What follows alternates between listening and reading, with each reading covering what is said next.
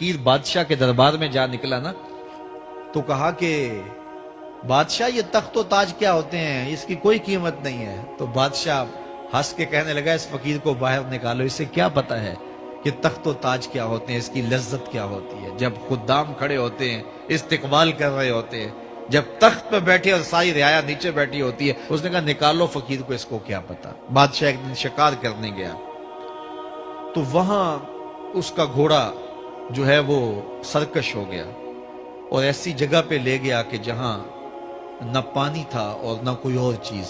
بادشاہ وہاں ہانپ رہا ہے کہ وہی فقیر مشکیزہ ڈالے ہوئے گزرا اور آواز دے رہا ہے پانی لے لو، پانی لے لو۔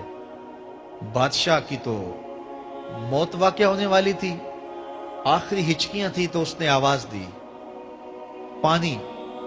تو اس فقیر نے کہا کہ ہاں تمہارے پاس ہے کوئی قیمت پانی دینے کی؟ اس نے کہا میں بادشاہ ہوں اس ملک کا۔ اس نے کہا ہوتے ہوگے، مجھے غرض نہیں ہے، میں تو بیچتا ہوں پانی۔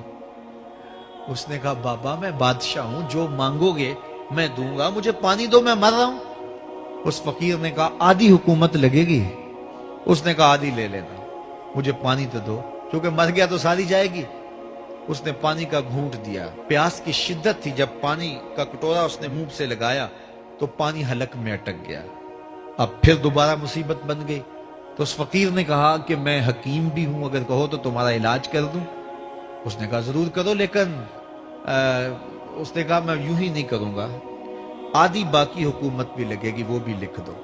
اس نے چمڑے کے اوپر لکھوا لیا، ساری حکومت لکھوا لی اور اس نے اس کا علاج کیا فوری۔ جو اس کے پاس ٹوٹکا ٹونا تھا تو اس کا پانی حلق سے نیچے اتر گیا۔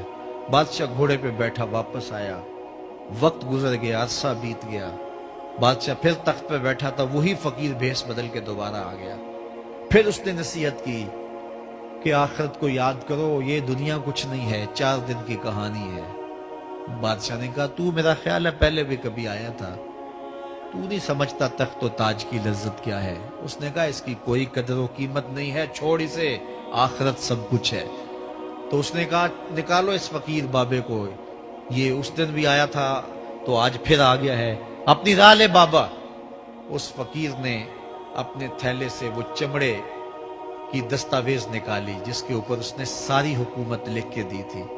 اس نے کہا بادشاہ یہ ہے تیری حکومت کی قیمت، صرف 2 گھونٹ پانی، جس پر تو نازاں ہے، جس پر تجھے فخر ہے، تو قبل اس سے سورج مغرب سے طلوع ہو جائے، توبہ کا دروازہ بند ہو جائے، سانسیں اٹک کے حلق تک آ جائیں اور ہماری زندگی کا دفتر سمیٹ دیا جائے، اور پھر پچھتائیں ہائے جو چند لمحے ضائع کیے، ہائے جو زندگی برباد کی وہ کیوں برباد کی۔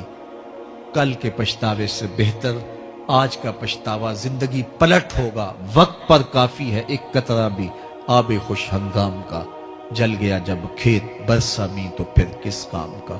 آئیے میں اور آپ اپنی زندگی کو مالک کی چوکھٹ پہ، مالک کی دہلیز پہ لے جائیں، اس کے حضور سچی توبہ کریں، رجوع لائیں، اپنے گناہوں سے معافی مانگیں، وہ کریم ایک آنسو سے سارے گناہ معاف کر دے گا۔ اپنی آخرت کی تیاری کریں، کاروبار دنیا بھی کریں، لیکن اصل ہماری زندگی آخرت کی زندگی ہے۔